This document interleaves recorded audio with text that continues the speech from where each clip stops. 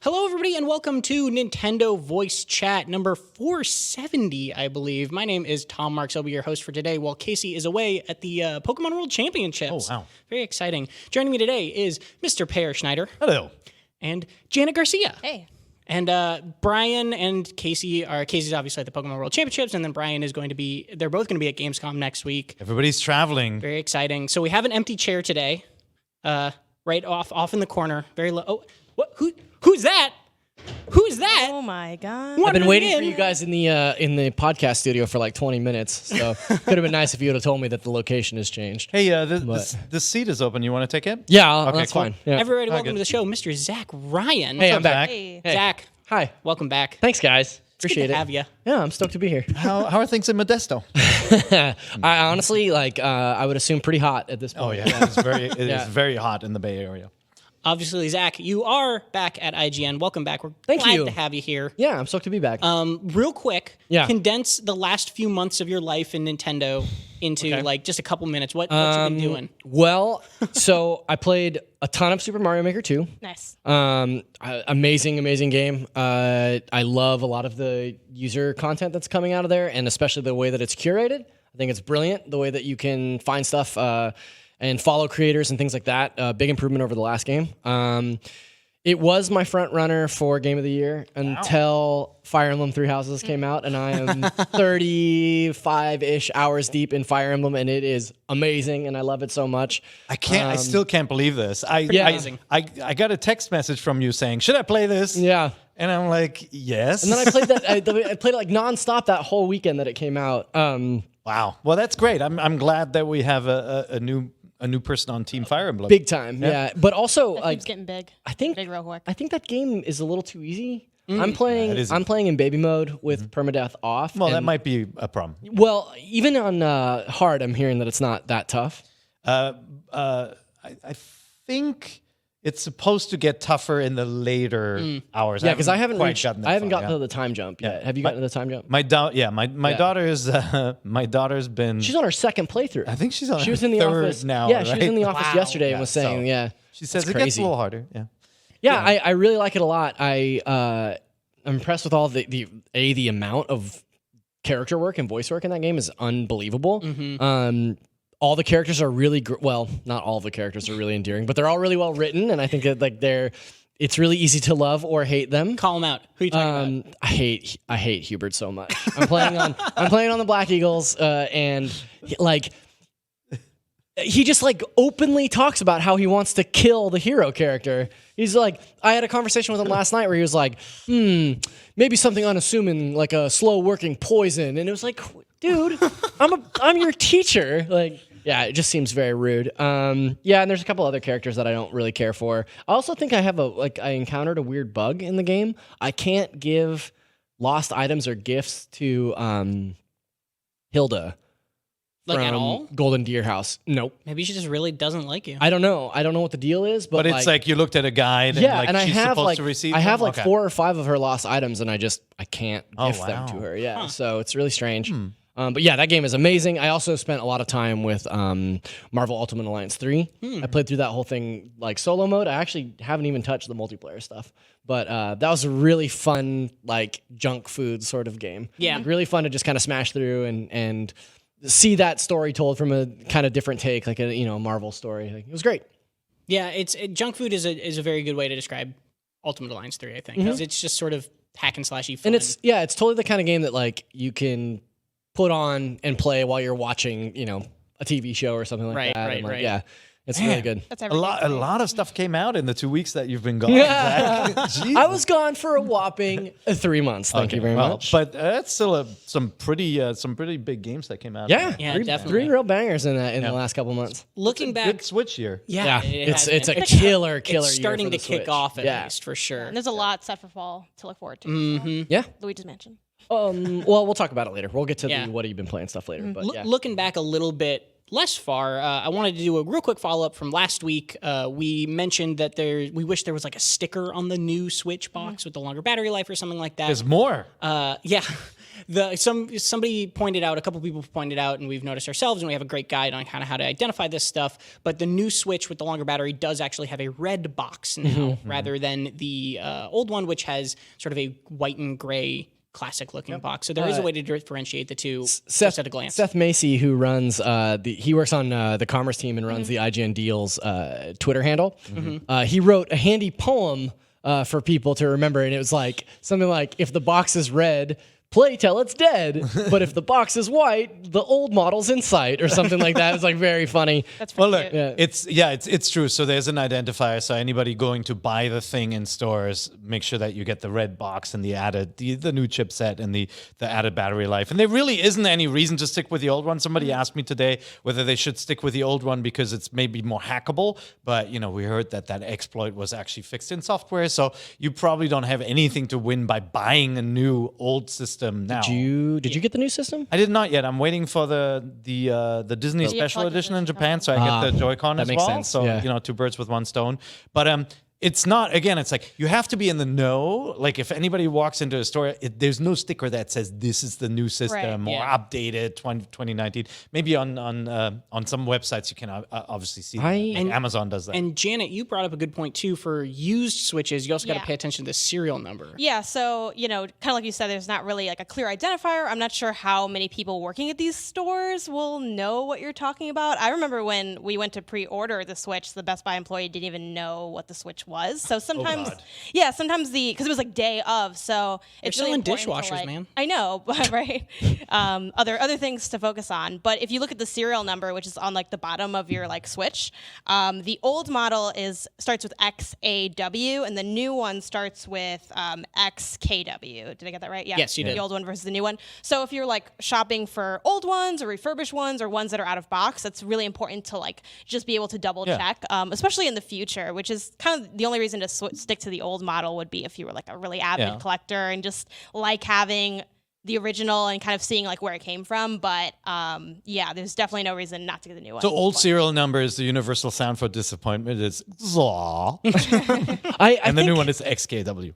I definitely don't need the new one for like an hour-longer battery life, but I have a 10-hour flight to Germany coming up this weekend, and something in the back of my mind keeps going, buy that new one. Bring a charger. They've got plugs. Get that new one. The international flights have plugs. I think also, But what if I bought the new one? Yeah. Don't do it. With the Joy-Con drift issues too, I feel like this is a great time to upgrade because my like for God. me, my You left guys are the devil. one is kind of starting to go, and I'm too lazy to send it to Nintendo to get fixed. Honestly, Here's like $400 for a new one. well, if you trade in at GameStop, you can just like it's like a $75 upcharge. So how careful Seriously? is GameStop? Yeah, that I heard about that. Yeah, because I know there's a lot of GameStop haters like in the universe. Yeah. Like pretty much no gamers like GameStop. I actually really do like GameStop because they have great trade-in value, and you can always look at it ahead of time. So like I don't know how long they're doing like this promotional, but if you're ever unsure, you can just go on their website and type in what you're trying to trade in. This works for games too, and then see like literally day of they will give you that price. So yeah, that's definitely an option if you want to swap. I'm not going to. How does that work? So I mean, how do you trade in your old system for a new system and still get all the stuff off your old system? There's a grace period. Oh, is there? Yeah. Well, you take the system home. They have that with other system too. And then they let just you refund keep it you the to difference? Transfer. No, they let you transfer it. I forget whether they put a hold on your card or something. Like there's Yeah, you'd have to definitely ask something. about that. I've never Okay. tried to do that. It's like a really specific situation, but I think they'd be open to working with you. And GameStop actually confirmed to the IGN Deals Twitter account, which is what Seth Macy runs, that as long as your Switch is working, as long as it like is functional and runs, then you'll get that $225 trade-in credit for it towards a new longer battery life Switch. Zach is already just messing with Pear. He's already throwing a monkey wrench in this whole thing. My mic is automatically moving away from me. I miss this guy. So he was breaking it even more. Yeah, so Thank I'm you. not going to trade up for it, but I totally get why some people would. And I'd say it's a pretty significant jump in battery, especially like compared to the Switch Lite. Like it has more battery life than that. So I think it is significant. I would wait for a new bundle. Yeah. Wait for a new bundle also- I'm with still new hoping for the Joy-Con Switch colors Pro. that you That's can't what I was get going to anywhere. say. That's why I'm holding off. I also feel like they're probably going to squeeze out one last SKU before they move on to like whatever their next generation will be, and that will be like a souped up version with a different chipset and maybe higher graphical That's fidelity. what I'm hoping like, for, at least. Well, so I was going to save this for the end because it's a question bot question. But on that note, why don't we just mention it now? We got a question from Adolf Vega and also a very similar question from Caitlin George. Thank you for both of you for writing in. Said, with the upcoming release of the Switch Lite and the current release of the Switch with superior battery life, can we finally squash the rumor of that Switch Pro? Or do you think the Switch Pro is still a possibility in 2020?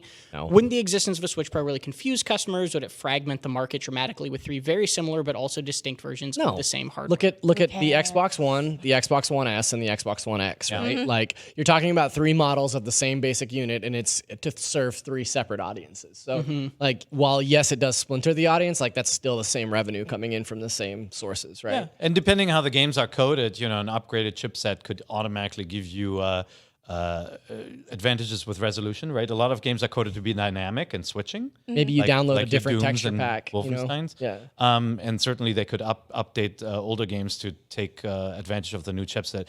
Didn't happen with the new 3DS. Like nobody cared. It just wasn't enough of a leap and enough of a difference. But I think a resolution increase for games like The Witcher could really make a difference. But there were rumors about a 4K capable Switch Pro, all of that. Yes, it was bull. It was bull when it was first rumored, and it is bull now. But that doesn't mean that they won't be working on a model like that and release later in the lifespan. Yeah, I think it's a great not point. A 4K one. Like, it's not, I think, going to be what we dream it'll be. Like, suddenly it's going to be just as powerful as like all our other modern consoles. Like, I think that's just not realistic, like you said, Pear. But I think I can definitely see them doing an upgraded model, especially I think the buzz around this new model of the Switch with the better battery life is enough to kind of show Nintendo that, hey, there is interest in a slightly more powerful one. I can imagine it coming with, we already have the new battery working, maybe just a little bit more memory, a few other just updates that'll just make it a little bit of a stronger product. Obviously, by then, Joy-Con drift will probably not really be an issue, so I can definitely see them dropping another version. As far as, like, would it confuse people? I don't think you have to, like, care or worry about that as far as Nintendo. I feel like they've done a good job at having iterative consoles and it not being an issue. Like we saw the 2DS, the doorstop one, the 3DS, the new 3DS XL. The one thing I will say though, as far as the comparison with like Xbox One and One S, is those were like rolled out a lot farther apart. So I'm not sure like when does Switch Pro drop? Maybe that's like instead of doing, a new console when PS5 and everything comes out, maybe Nintendo just upgrades on their current hardware, and that's sort of their way to stay relevant without like dropping too many products at once. Right. Yeah, it's an interesting question. I think you're definitely right in that if new 3DS XL did not confuse people, then probably just a Switch Pro and a Switch Lite won't.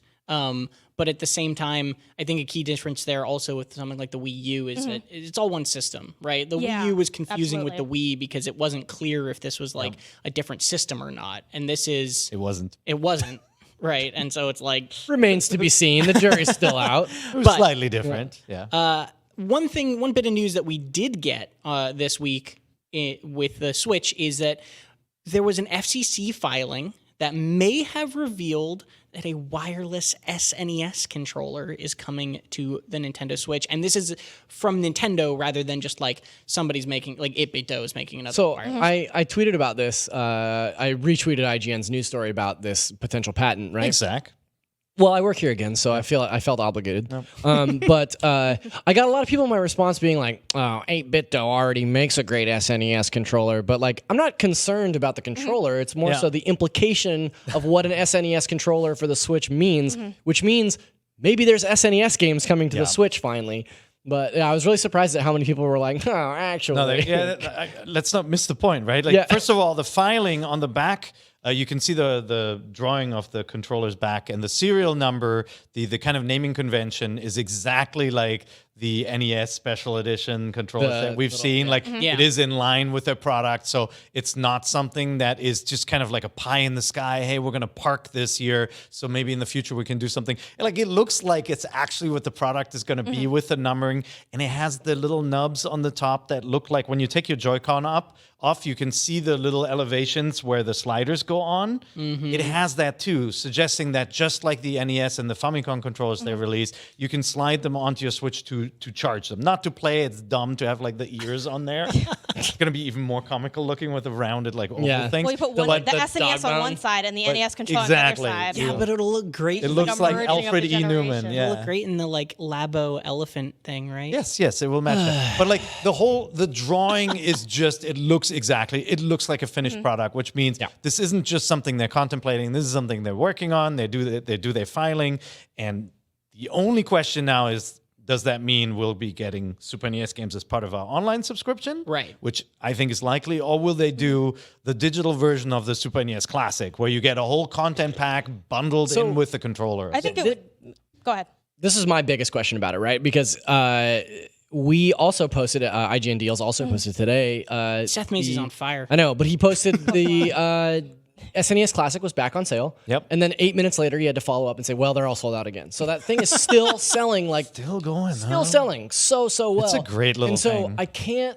I don't understand what Nintendo's plan is there. I mean, I guess there's like a collector's market or like a nostalgia market specifically for the SNES Classic, but it seems contrary to their previous business models to bring those games to the Switch in a way that is like, here's the SNES Classic package, right? Like, I think we're going to get the same drip feed SNES games on Virtual Console, the Nintendo Switch Online that we've been seeing for the NES games. So you think with online multiplayer for Mario Kart and stuff. That'd be great. Online multiplayer with SNES games. I was going to bring that up later, but Online that's, multiplayer for Super Metroid. that's Bomberman, kind of please. insane And probably thing. some like exploits or ways to make those games a little bit easier or more accessible now, because we saw a lot of those adjustments. Yeah, like the as white sword options. in Zelda and all the rupees and Though I stuff think like that. the SNES games aren't as like brutal with those things as like the NES ones, but I can certainly see them adding something like that.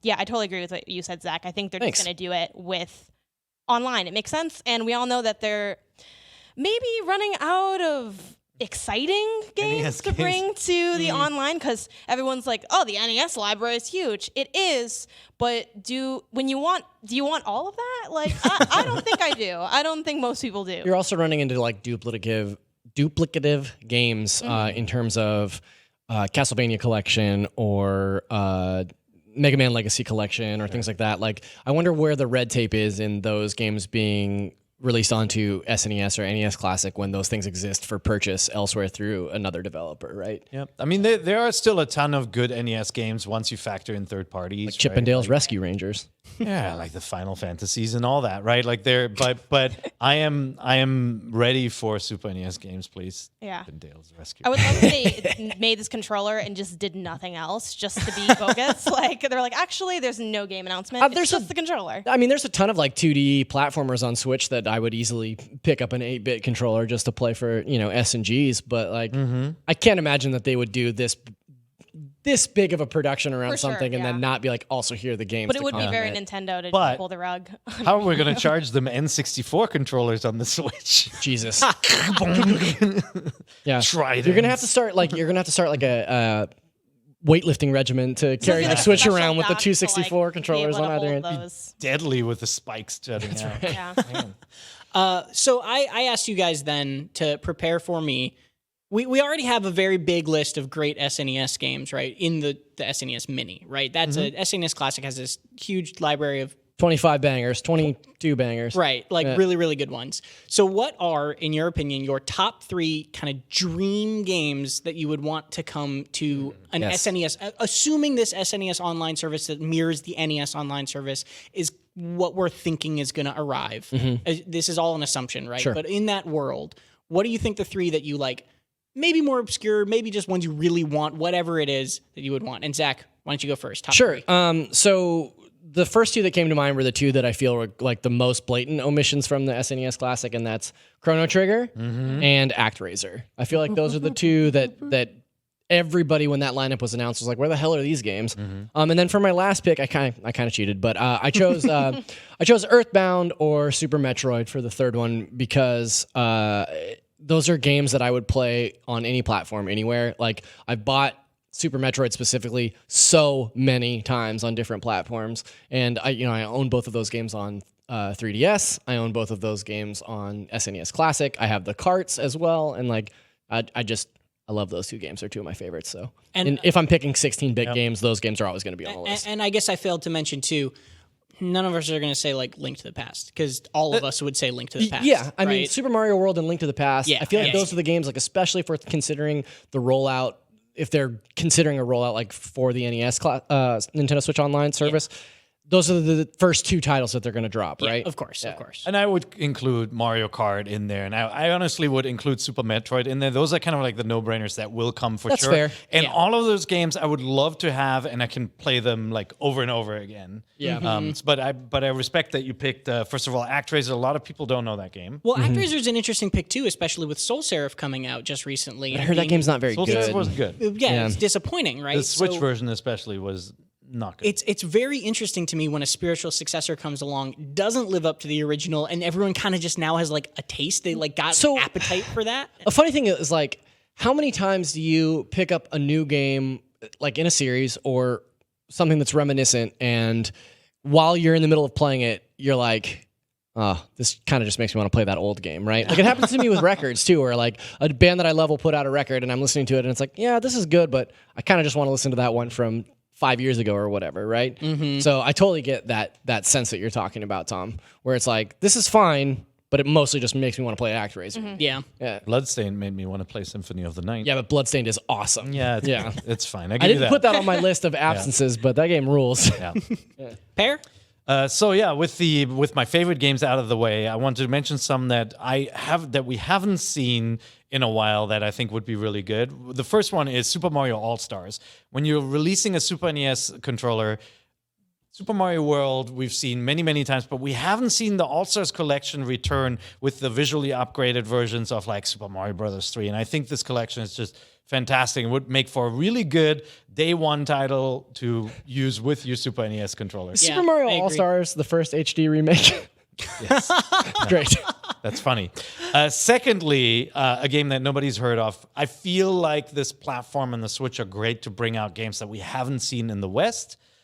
We've seen that trend happen more and more, even with like Star Fox 2, obviously resurfacing. There are lots of good translations of Live Alive, an RPG by Square. That game has never come out in the West. It's not that hard to translate these games, honestly. It's a fantastic role-playing game that is split. It's from the makers of all your favorite Square RPGs, and it's like it splits the story into different genres. There's a wrestling story, there's a sci-fi story, there's a fantasy, there's a kung fu story. There's like a kind of and all of these stories play differently and then converge. All the characters get together, and it's just such a fantastic role-playing game with some of the best music you've never heard on the Super NES. And then the final one is Gambare Goemon 2 Kitaretsu Shogun Maginesu, and that's this game here that I own, and it He is brought it with him. one of the. I have this at my desk at all times. Is one of the best platformers just in ever case. made. Is You one of never the know. best co-op He needed it platformers today. ever made. The Goemon series. Konami didn't do it justice. Konami hasn't done a lot of games justice as of Wow. late. Everyone's Yeah, seriously, F you for not bringing this one back. Wow, getting pretty intense. Goemon 2, Goemon 3 is a Link to the Past clone. Goemon 2 is like a Mario game, side-scrolling, set in Japan. It's awesome. Is that so? Correct me if I'm wrong, because I always get mixed up here. The Goemon series is different than Mystical Ninja. No, it is. No, it's Mystical They Ninja. are they're the So same series. The yeah. first Okay. Super NES came out here as Legend of the Mystical Ninja. Right. Like kind of butchered translation, but we'll take it. The second one never made it over here. The third one never made it over here. But then Lots of the Mystical Ninja- Sugoroku weird spin-offs didn't make it out. Wasn't there one on 64? A Mystical That Ninja one made game? it out. Yes. Yeah. Mystical Ninja 64, That's which the was one- an Ocarina of Time kind of precursor Yeah. in a way. Like it kind of like it did a lot of things that Ocarina of Time would do much better. Yeah, I remember that one, especially because also like didn't that one have like giant robot? Yeah, 3D you pilot- in there too. That's Yeah, in you there. pilot I giant remember you guys mechs, playing yeah. that too. This in game there, has but- this game has side scrolling, then it has mode 7 3D robot punch outs. so weird. cool. I love it. Yeah.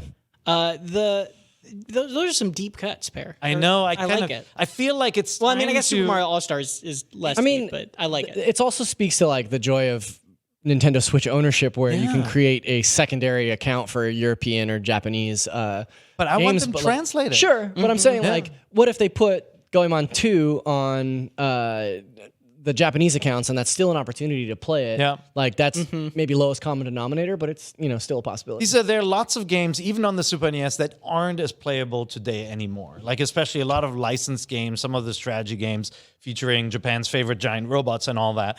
But these games are so good, and it's just crazy that nobody played them outside of Japan.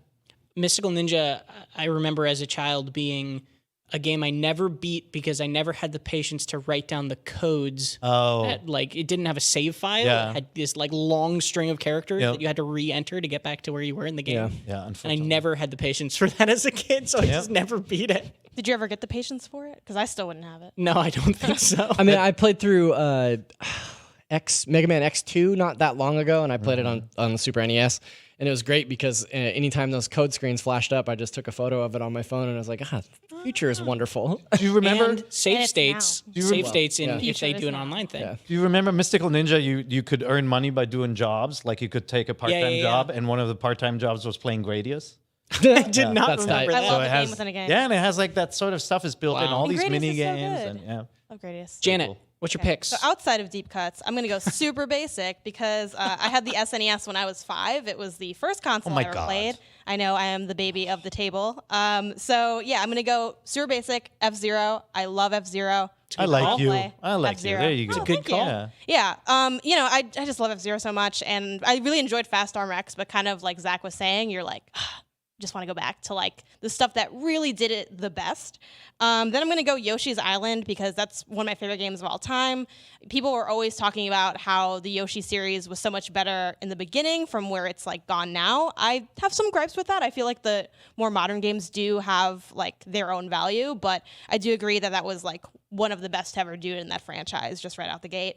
And then I'll just go also basic. I'm going to go Kirby, just the Superstar Collection. Yeah. There's a bunch of stuff in there, and then I feel like it'd be great depending on how Nintendo wants to roll out the stuff in the future. Even if you just have that individual game as an addition, it has so many games within it that I think people would get really excited about that. I can see them rolling that out really nicely during a direct. So I think it'd be a really exciting announcement for fans. Also cool because I think, in addition to us who own the Switch and owned consoles before, there are a lot of new people to Nintendo franchises, and they'll play a Kirby game for the first time on the Switch or a Yoshi game, and then being able to go back and see kind of like the roots is really cool too. No, I agree. And I feel like you picked all the ones, or you picked 3 things that are like not the key ones, right? They're just like one step away that it's like all really good picks though, like really good games that you wouldn't want to miss here. Yeah. Also, it's just kind of crazy to me that more hasn't been done with F-Zero with how popular I Captain Falcon is know. from Smash. It's just kind of a bummer. I wonder if people even know, like, in the modern era, who Captain Falcon is. That's the funny Outside thing of about Smash. Yeah. I mean, that's the thing, Yeah. right? It's yeah, like that's the hilarious Racing thing games about are a Smash. real challenge, Yeah. right? I mean, outside of your Forzas, the 2 series, and Gran Turismo, and maybe Need for Speed, it's really difficult for some of the racing games to like I know. stand out, and especially the more kind of obviously kart racers work, but the futuristic stuff, like Wipeout hasn't done crazy numbers in the re-releases that Sony's done. Even a lot of the games that have kind of been coming out on PC that have sort of been inspired by these games have been like doing okay. I think there's a game called like Redout, I think was like an F-Zero inspired yeah, game. Redout, that's right. Yeah, and they've all been doing okay, but again, none of them have really I also blown think up. like the arcadey subgenre of genres like, racing games, sports games has kind of fallen to the wayside in the modern era. So you don't even see as many attempts to do something that kind of has that old school feel, even though obviously F-Zero is futuristic, but it has that like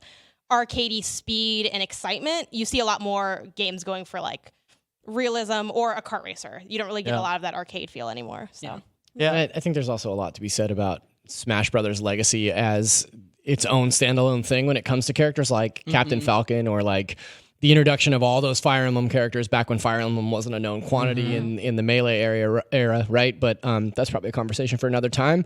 But I think that Captain Falcon's relevancy is due in large part only to Smash Brothers now. Like the modern generation only knows him, or maybe even somebody like Ice Climbers or something like that through Smash Brothers, you right? don't like need to it's know Ice not Climbers in any it's well, no, capacity. of course not. But it's like In or it's outside not the like universe. that's an F-Zero character. It's like that guy's in Smash. But unlike the other forgotten Nintendo racers, 1080 and Wave Race, right? This one at least is more top of mind based on the characters that were in it, and then the music everybody knows. Like I feel like I hope they will bring it back someday, and I think just putting it out as a Super NES game is a good first step. What if one of those final Smash characters was just like a snowboard guy from 1080? Okay. No, I'd Snowboard take Kids. it. Snowboard Solid. kids? Yeah, Snowboard Kids character. Snowboard Those kids. can't fight, though. Sure they can. So Tom, what They are your drop like games? pans on each other. Yeah. Thank you, Janet, for getting me out of that argument about Snowboard Kids that I inevitably would have had. I was listening to a good game. the soundtrack of that There's game always the other more day. time for that. Yeah. At some point. My first pick would be Evo Search for Eden. I love that choice. I- Where is that game? Who It knows? disappeared. Evo Search for Eden, for those who don't know, is a game where you start as a fish, and throughout the course of the game, it's like a side scroller. You evolve, and you eventually get legs, and then go onto land and become a reptile. And then the reptiles, I think, evolve into the dinosaurs. And then Add, the like, dinosaurs, horns you can and add horns. things, You yeah. can customize your character to look like crazy, and all the customizations you pick. Like if you chose thicker armor, you Yeah, get yeah. scales. I remember Spore. No. Yeah, it was Spore for SNES pretty much. And then you went dinosaurs, and then you went birds, I think, and then birds was a side level. Birds was like an extra thing, and then mammals. Just like in Science and It then was eventually before you could be Jurassic like Park humans. I and- think yeah. at the end of it, it was a weird game. There was like secrets where you could become a mermaid if you went a specific way. It I could was never so decide if strange. it is was this? a good game. Why is this tail. mermaid? Side The path. tail. I feel like gameplay-wise, it was not an amazing game. No, but it just was- the permutations and the freedom and was so cool. was really, really cool. I really enjoyed it. That was too. the first game I ever grinded in because Okay. I was like, I want those stego Yep. horns, and I you like go. just ate little dudes until I had Who enough money owns for it. the rights for this I thing have now? no It's clue. gone. Man. My next pick actually would be Metal Warriors, which is Okay. another weird side pick where Yep. you mech combat game. The thing that always stuck out with me about that game was that when you got out of your giant mech suit, it was just like a normal character, right? You were just like a mech character, and then when you got out, your actual human was so teeny like just like a tiny. few It pixels? was like a Yeah. few pixels big, and then That's you really could fly funny. around with a jetpack and go where the mech couldn't. That's cool. The campaign was really cool in that game, but the reason I picked Metal Warriors also is because the multiplayer, me and my brother used to play the PvP in that all the time. And if they added online multiplayer with Metal Warriors, I would lose my mind. Like that would be, because I maybe this is rosy glasses, rose-tinted glasses, like coloring it, but like, man, I bet the multiplayer in that actually kind of holds up. I never played this game. I just looked it up. Metal Warriors rules. We should play some in the office. We should play some PvP. And then my final pick, I had trouble choosing. Super Mario RPG is very, very close to my heart, but also I think that might just make it in potentially if they can figure out licensing stuff with Square. I mean, it's on the SNES Classic. Yeah, exactly. And then so my other side pick would be Turtles in Time. Yes. Turtles in Time is The very right good. choice. The thing I didn't ever know about Turtles in Time, Teenage Mutant Ninja Turtles 4? Never knew there was a 1 through 3. Oh yeah. Oh yeah. I only ever played Turtles in Time. Yeah. Anyway, those are Good some choices. I love the variety. Yeah, I like Good. all of our. That was all a lot of fun. The final question. I don't want to touch on this too long, but why do you think this has taken so long? Like, why do you think this hasn't happened yet? Because Nintendo. They don't have to. Okay. Yeah. They have good NES games, and they started the service. And let's not forget they gave us Tetris 99 and stuff Yeah, like I that Love too. Tetris right? 99. So good. Yeah. And I don't ask that question meaning Yeah. there's not enough. No, It's no. just I always think do I think in the very beginning they said, "Hey, we got like a year before we need to drop a Super NES game." Yeah. fair Yeah, enough. I think really the thing is, and I know I give Nintendo a lot of grief for this, but it is a frustrating company to love because they're really behind on a lot of regards. But the games are so good that it's like fine, you know. And that's kind of their issue there. Like they're behind on everything. So like their online was like late for getting like an actual online subscription. So it's not surprising that like the NES library or Netflix or whatever name you want to call it is kind of leaves something to be desired when you look at Netflix? yeah, I like Netflix. that. Did you say Netflix? Leave something to be desired when you compare it against the things that Microsoft and Sony are offering. They've been doing it for much longer. They've refined it a lot more. And that's always why it's so frustrating that Nintendo takes so long to get around to this, because we know that it takes time for these systems to develop. So the longer they take to get around to it, like, I feel like, you know, there's not the Nintendo Switch version of Game Pass is probably like 50 years away. And that's really frustrating. So that's, I think, why they haven't done it. I think they're also, I don't know, maybe in some senses, they're always, even though they have like wacky ideas, they're kind of a more conservative company in some regards. So I think they're just, they're seeing what's up when they do it. I mean, you raised some interesting points. They are conservative and careful, but they also aren't. Like if you look at their history, they had they innovated game transfer through satellites. They had an online connection so you can get like horse racing news and stuff in Japan, right? Like the 64DD was an add-on when everybody said don't do add-ons, and it didn't You work. should throw in one fact that I Like, just made up They, so you can catch they it. do. They have they had obviously the sewing machine attached. Yeah, they're very innovative in They some did have regards. that. That was is an not actual made up. attachment. Yeah, that's an actual thing. my friend owns But they do a lot of crazy stuff, but they don't do the stuff that the other guys do, right? Like Yeah. they don't have the Game Pass or the that kind of early access system the other guys have, or working online sometimes. Well, let's move on to some Sick other burn. news. Sick burn. Let's move on to some other news, though. The SNES thing was probably the biggest story out of this last week. One thing that came up the very tail end of last week that I wanted to bring back up is that Microsoft, Sony, and Nintendo all decided that they're going to require publishers to disclose loot box drop rates in their games. Otherwise, they won't allow them on their system. And I think this is a rule going forward and for updates rather than like we're going to kick Fortnite off unless they disclose sort of thing. But Nintendo then later followed up and told Eurogamer in a quote said, Nintendo ensuring that our customers can make informed choices when they play our games is very important. As part of ongoing efforts in that area, will require disclosure of drop rates in Nintendo Switch games that offer randomized virtual item purchases, such as loot boxes.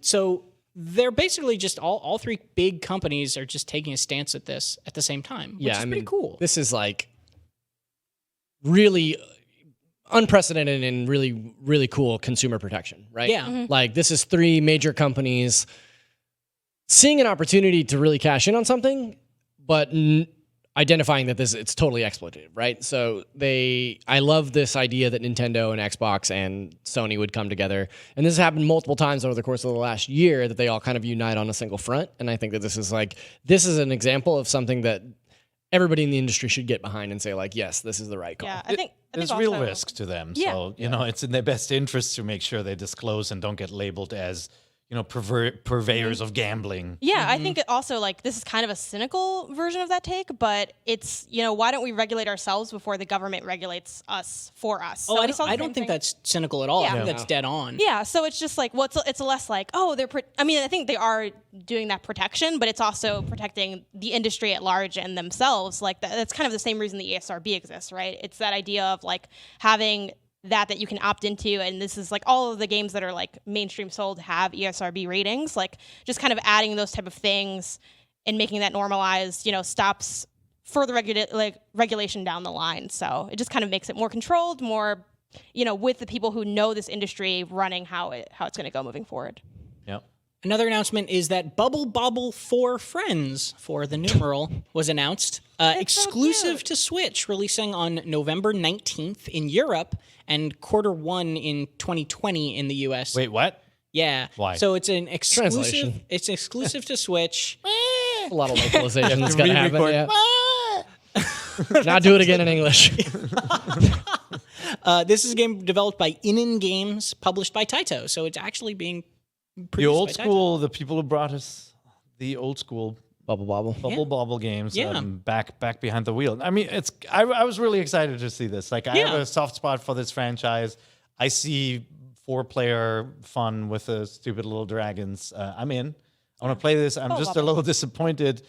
Europe gets it earlier, which means I have to sign into my European account and just download Yeah, it. exactly. I was like, what are you talking about? You're the most European dude I know. Yeah. I'm always a little wary of these resurrections of old titles, sort of thing. Like Load Runner is back. Yeah, like Contra is back. Sort well, of. in Games, I did a little. Not the same. I looked into it. In Games wasn't a name I recognized, and the only other thing that I found that they are doing or have done is they did also announce 3 weeks ago a reboot of the Ninja Saviors: Return of the Warriors, which they're also doing So with Taito. is this just their whole deal? They're just going back and Well, they're picking also up doing this with properties Taito. on So the cheap. yeah, I think that they're just working with Taito to like resurrect some old That's pretty games, cool. pretty much, and that seems kind of interesting. If What they Hollywood's do it doing, too. right. Yeah. I guess that's true. story. Burn. When I was in the 6th grade and I got my first retainer, I had Bubble Bobble sticker in the retainer, so that was pretty cool. Was it Flip by it out and accident show or on people. purpose? No, I've done it on purpose. They asked what kind of image I wanted inside my retainer, and I said Bubble I Bobble. didn't know you could have images inside the retainer. Yeah, you just put a sticker in there because it's a mold. Anyway, sorry. I did not know. So if you about thought you were a this. hardcore Yeah. Bubble Bobble fan, If you thought you were a Say hardcore hi to retainer them. fan, That's like Say hi to Zach that's like Ryan. the little kid version of like getting a customized credit card with a picture of Bubble Bobble. exactly, on yeah. it. Yeah. That's how people I identified myself to people. I just flip my retainer out and say, Bubble Bobble. Did not know about the Nintendo retainer system. yeah, an innovative company. the to say the NRS. least. I'm so sorry. In other bringing back beloved old franchises news, last week we talked about how I think a trademark filing or something like that was done for Cooking Mama Cookstar, which is a new supposedly a new Cooking Mama game. This is going to be a little bit to unpack, so bear with me. Amazon Germany actually already had a listing for this now today. Amazon. So we've seen Cooking Mama Cookstar. We got details on it. We got first screenshots of it. It looks like a Cooking Mama game. It will apparently be on Switch and PS4. It's going to have a vegetarian mode, which will cook non-meat dishes if you want. 90 different recipes. Tom and Sam mode. This is a quote, mix of traditional and motion control. Does the no meat thing make you happy? What? Is that for you, the no meat thing? Why do I care? It's digital. Why do I care? I don't eat meat. It's Whenever not that they- I I never figured, look at like, meat. I Don't cook you want, meat. like making a hamburger? That's is actually just one of more like, fun. despite the fact that Tom's vegetarian, that's one of his favorite pastimes is just looking at meat. I don't like that. I kid don't you like that one not. bit. Like the greatest burger challenge and stuff like that on the Food Network is like some of my favorite shows. That's pretty Well, good. keep going. I was just curious. There's also going to be 2-player multiplayer and co-op. Here's the big part that I want to unpack that's a little weird. This game was seemingly announced in February, 6 months ago. A developer or a publisher called, where is it? Planet Digital Partners announced Cooking Mama Coming Home to Mama. And seemingly no one noticed or cared because the entire way 'Cause they pitched Cooking it Mama, yeah. was as a blockchain integrated game. Ah, The whole thing with this first announcement, the only gameplay detail they revealed back in February basically was the vegetarian mode. And the rest of it was like every game will have a unique blockchain ID that players will then be able to identify and they don't have to worry about managing their in-game wallet. do a real quick explanation of blockchain. It's so hard. I spent an hour researching blockchain stuff to figure out what it would be in games. Essentially what blockchain is in the simplest way, and I'm going to get some of this wrong, but really reducing it, blockchain tech is a digital ledger, like an accounts keeping ledger that cannot be changed or tampered with. It's immutable. And that makes it very, very safe. Supposedly. And people use it a lot for cryptocurrency information so that nobody messes with those books. People are now trying to talk about putting it into games, and as far as I can tell, there's a couple ways that could go. Either it could go, Cooking Mama earns you cooking or Mama coin, and Mama coin goes up in value, and then you trade Mama coin on the Mama market. The other way that could go is just they're using blockchain tech to keep the data in the back end on a server somewhere, and it is much less susceptible to being hacked, Right. and you will never know that it is a blockchain game. So I wanted you And to, we don't know I at wanted all you what to, the difference is. to give a little explanation there because of all the franchises in the pantheon of gaming, Cooking Mama to me is the least likely to have blockchain integration. it's Like it's weird. very strange that Yeah. that It's is like one of the key protect details. against being able to cheat in the game, right? Yes. Essentially. Yeah. But also the Mama market. The is Mama very- I feel like market. Mama Dying. wouldn't be Mama into coin. it either. Like Yeah. knowing Mama, no, The weird thing though not is better than Mama. the weird thing is when Cooking Mama Coming Home to Mama was announced in February, that was all they were talking about was the blockchain stuff because that's what Planet Digital Partners seems to be pushing. They're a new publisher and they seem to be all about blockchain stuff as far as I could tell. Cooking Mama Cookstar in this new listing that was translated doesn't mention anything about blockchain. So it could be either A, they're now switching from an investor-facing kind of speak about blockchain to now a consumer-facing speak where they want people to buy the game and have it be fun, or B, they got rid of it, but I think that's less likely. It's just an interesting Well, maybe they're thing testing that it out on something that's not as like dire to get right away. Maybe. Yeah. Maybe they thought blockchain was the hot topic and they get some press by like including that. Yeah, and that's then true, too. Yeah. weeks later, like this is bull. Nobody's Like when gonna people were care. like, "This is gluten free," and it's like, I didn't ask you anything. Right. Yeah. You know. Interesting. So yeah, that's an interesting sort of mess. So thank you for letting me figure that all out. You can look up Cooking Mama Cookstar and see some screenshots. I guess right it's now, probably though. not going to have Pro controller support if it has motion control, because sometimes you see that with certain Well, games. they said mix can of still- traditional and motion. And it so works for the DualShock too, because it's Yeah. PS4 as well. Though whenever they have motion control on that DualShock, I am not interested. it could be just that you get to choose though, Yep. right? That could be what mix up. Yeah, I'll play this. hopefully. I like Cooking Mama. Yeah, we'll see. I just hope it's not like a blockchain Ponzi scheme. Can you bring the apron Mama in coin for the thing? show, Tara? My little blue Cooking Mama Yes. apron. I might wear it. Okay.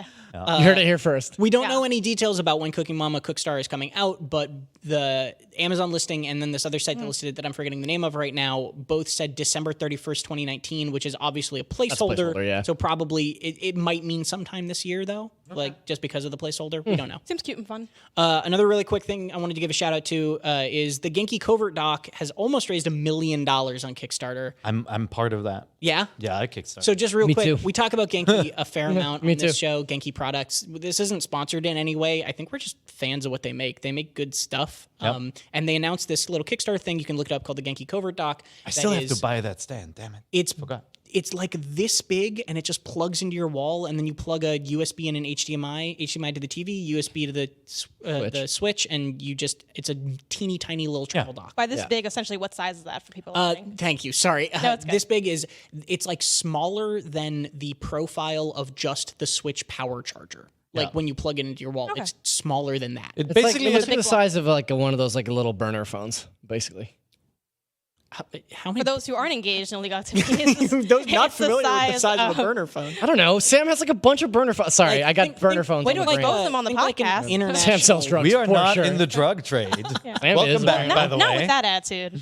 Think like an international power converter, basically. It's like one of those things that you just plug into the wall. Yeah, it's like a little AC adapter. Yeah, and seems that's Like really- the size of a burner phone. Like a Seems really burner phone. convenient for travel, just going to friends' houses if you want to be able to put the Switch on the TV. Or if you're out there trying to slang rocks. Yeah, I still don't trust it. I know Perry's talked Yeah. greatly about how it really went in detail about like why it's not going to break your Switch. Yeah. I just Which is a really, concern. They have like a whole Third-party section docs. about I it. just on the, really don't. They- I don't want to. They're- Talk to they're Brian real- Altano about it. They're I'm real scared. gearheads. I mean, Brian's Switch got bricked by a third-party dock, and it was one of those docks where, like, it looks cool standing all like free without support, like without like being in the toaster, Yeah. like the current one.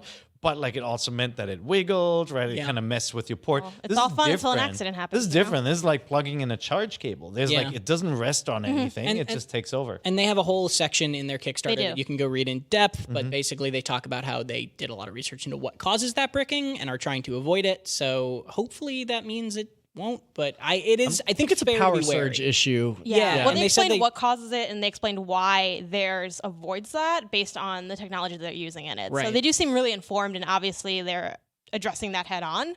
But if you're like me and still super scared, maybe just read it and just have don't. yourself. I just love the idea of bringing in But I'm scared, essentially an so no. AC adapter, and at the same time, it now can double as the TV output, which Yeah. is just great. Yeah, It's pretty cool. And it's a bummer that Nintendo doesn't just make this kind of thing themselves or make their stuff less brickable. But here we are. Nintendo really loves the kind of like the idea of you docking the Switch, right? Like they're about Yeah, making they built a whole products. system out of it. No, they make things that feel fun I do too, like the and that's Twister. part of the gamification is that like Yeah. putting it into the thing. It's just not as cool when you plug in a cable. I also don't think that they would have anticipated that these systems would be easy to brick based on something like a power surge because power surges are constantly happening. It's just sometimes there was one just now. sometimes just different tech reacts differently to it, and Yeah. I don't think that they would put this product on the market. I wonder if there's something in place in the new model of Switch Yeah, that maybe the is a Switch little less Pro susceptible won't have to. this issue, Yeah. which it doesn't exist. I'm but gonna maybe it will. test it on my old Switch, and I'll let you know. Nice. Moving on, let's talk about real quick, go through what is out this week. Out this week. Platformer, a flippy dimension platformer that a couple people had actually raised in the NVC podcast forum on Facebook called Exception. Came out on the 13th. It was for $15. Yeah, it's like you like jump off the walls and then you can like turn the world. Flippy and- genre. Yeah, I see, yeah. It's kind There's of the weird. Stranding genre, and there's the Flippy genre now. It's getting Yeah. complicated. Friday the 13th, the game Ultimate Slasher Edition also came out on the 13th for $40.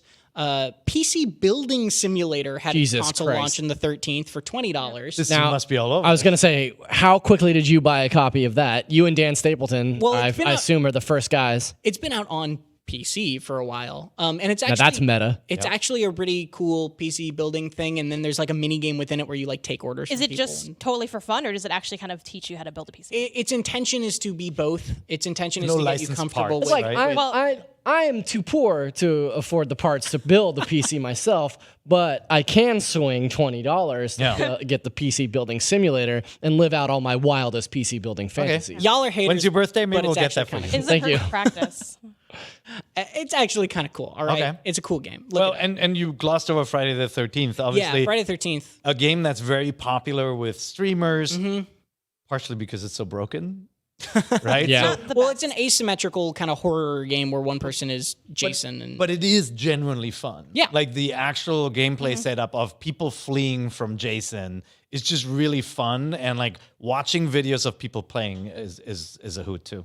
A couple quick other ones that I wanted to run through real quick. Never Give Up is this really hard platformer that I played a little bit of already, and it's actually pretty cool.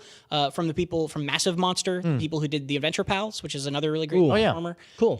This one is more like this is an unfair comparison, but like the Meat Boy sort of like dodge the traps type platformer rather than hack and slashy platformer. Not a A flippy. dodgy game, not a flippy game. Yeah. Yes, dodgy game, Not, not a flippy game. genre. Yeah. Thank you. Dodgy. Fell Seal Arbiter's Mark came out on is coming out on the 14th. It came out on the 14th, excuse me, for $30. If you're a fan of Final Fantasy Tactics, look this one up. It's got a lot of positive reviews on Steam. And Ooh, tell me more. yeah, you should look it up. It's pretty There's so many tactics games. Yeah. But it's my timeline. What if what if Fire Emblem has turned me into like a real tactics fanatic now? No, okay. And too strategic. That's fair. Yeah. And then finally, Far Lone Sales is coming out on the 18th for $15. Just like I'm just gonna say it, just buy this game. It's phenomenal. What adjective would you use for this game? It's a like Inside, that sort of game where you just move into the left from the left to the right, and it's very Depressing game. yeah, it's A very depressing dark. game. It's very atmospheric. But in The this, purgatory genre. Flippy, purgatory. dodgy, tacty, saddy. Sad. those are the four genres. Yeah. Not weepy. I love saddy. Inside, by the way. It's like everyone should play Inside. I like Far Lone Sales more than Inside. Oh wow. Okay. Whoa. What is Damn. the genre? All jokes aside. You're jumping. It's like a It's a platformer, platformer? but Okay. you have this large machine with a sail and a wheel and an engine, and the game is just move from left to right and take this machine along with you and fuel it and give it upgrades as you go. And there's not a word spoken in the entire game, and it is one of the most beautiful games I've ever played. Whoa. Is it a little puzzly then? It's Like, a little what's the puzzly. Yeah, it's a little obstacle? puzzly, kind And of this physicsy puzzles a little bit. Is this its first appearance, or has it been on PC? It's for been a on while, PC. It's also Okay. been on Xbox and PlayStation. It's not a new game. I have never felt Far Lone Sales. I've never felt more of a connection with an inanimate object in a game than this. Like your ship becomes because you're the only person in the whole game, so your ship becomes like your friend, and like when it gets hurt, like you get hurt, and like the music. Play this game with headphones. The music is I'm getting incredible. sad. You sir have never had a companion cube. This people know me on this show, I think, for just like gushing about specific indie games. Like this is Yeah, one of but those it's games where I beautiful. played it last year. I actually played it this 9 year. out I of missed 10 it. on Steam. Yeah, It's a very wholesome thing to be known It's for. really just wonderful, and I'd recommend. It's only a few hours long. It's not super long. Cool. Get headphones, play it in a day, and just like I'm gonna buy it. feel I'm gonna buy it From tonight. a Swiss developer. Locomotive. Very cool. All right, we have finally made it. Zach, We've arrived. you want to talk about Fire Emblem? What you been playing? Dude, Fire Emblem. Yeah, I've been playing a lot of. Obviously, I've been playing a ton of Fire Emblem. It's the only thing that I've played. I think since it came out, really. Well, that's not true. I've been playing a lot of Fire Emblem. I don't really necessarily need to go into much more detail than I said previously at the beginning of the show, but like, for as much razzing as Pear gave me for not being much of a Fire Emblem fan coming into this game, it's really, really crazy to me that in January, looking at my list of games that I would play this year, Fire Emblem wasn't even on the list. Like, I was totally going to skip it. And it was Pear that was like, just get it. Just play it. Like, please. And I got it. But what do you think hooked you this time? Like, you've seen, obviously, what you've heard us talk about Awakening, So- Valentia and all that. I mean, I played Awakening. And I liked Awakening enough, Okay. but I didn't like love it. Okay. And I don't know that I finished it. I can't remember if I did or not. Yep. But to me, it's the story, the sort of life simulator mechanics. Like, I'm a Persona guy, so I love all this like heavily Persona inspired. Like, as much as I like the combat, I like the, like I was talking to Justin Davis about it earlier today, but every time I go back to Garrick Mach in between these battles, I have to talk to everybody. I can't see those do that little. too. And that's why I'm Bubbles 35 must go. The bubbles must go. Yes, and that's why I'm 35 hours in and I haven't even hit the time jump yet. Like I'm watching all the support conversations. I'm talking to every student every time. I'm searching the monastery to find all the lost items. Like I love that world. I think it's really, really interesting the way that it's this like very like rote fantasy story, but told in a way that I really dig. It's like so anime, like it's just anime as hell. In fact, like Tom, you have written here Fire Emblem, and then the other game you're playing is Never Give Up. But when I saw you write that down earlier, you hadn't caps Never Give Up, and I thought it was Fire Emblem, Never Give Up, and I was like, yeah. That's right. Like, no, I really, really am into it, and I'm really stoked to get through it. And I'm already talking about like what I want to do differently on a second playthrough, which is crazy to me. Are you impressed at the volume of content in it? Like Yes. it's not a small game. This is a huge project for them. Just the voice and everything. And it's made by a small team, which is impressive. Yeah. And a different team than has typically worked on Fire Emblem, which I think is really I cool. think they brought in some help to finish this sucker. Right? I do think that it's a very pretty game. Mostly, I think some of it looks like but I think like all the backgrounds and stuff look terrible, but all the character models and things look great. Yeah, pretty much. When I first saw it on screens here in the office, it was always like the pinkish overlays, and it didn't look that good. But now that I'm playing it on the small screen, there are so many. See, I'm mostly playing it docked. They're environments that look really, really nice, and obviously the battle animations are just really cool. Like when Yeah, I'm not skipping any of those also, which is probably why it's like taking me so long. But and then awesome. The other thing I've been playing, I'm working my way through the Metroid series. I played Super Metroid for probably like the 10th time of my life.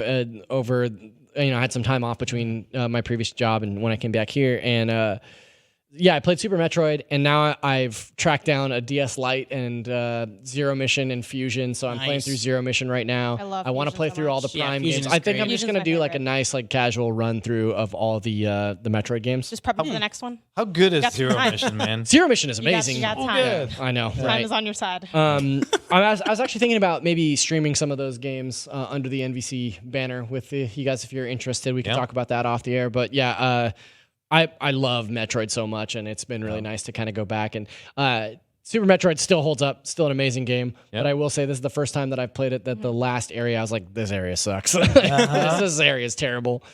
Real quick, I think Pear and I have we talked about Fire Emblem. Yeah, I think I will say, can I just I gotta try this Fire Emblem y'all keep talking about. Yeah, man. Yeah. Have you not played it yet? I have not. Oh, it's very Never played a good. Fire Emblem game. Oh, it's very good. Real fast, if I may. I'm loving Fire Emblem. I'm very much enjoying it. Hate the lost items. I think that they teach absolutely bad habits to you as a player, where you have to check every corner of the monastery every time you go back.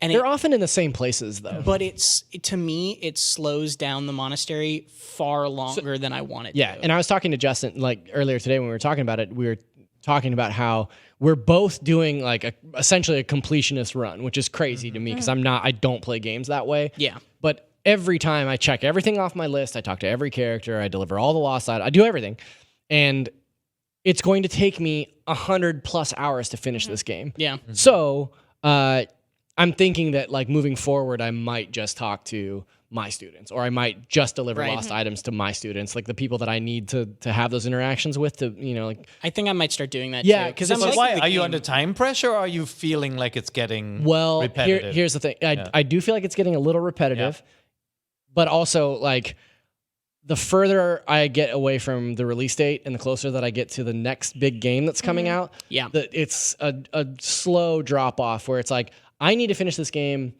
before something else that I have to play comes out for work, because I'm very bad at like keeping up with, like typically I'm playing something new and something retro, but if something new comes out and bumps Fire Emblem, like I don't want to be away from it for 2 weeks for work and then come back to makes it. sense, And, yeah. So I just want to finish it. Yeah. Janet, tell me what you're playing.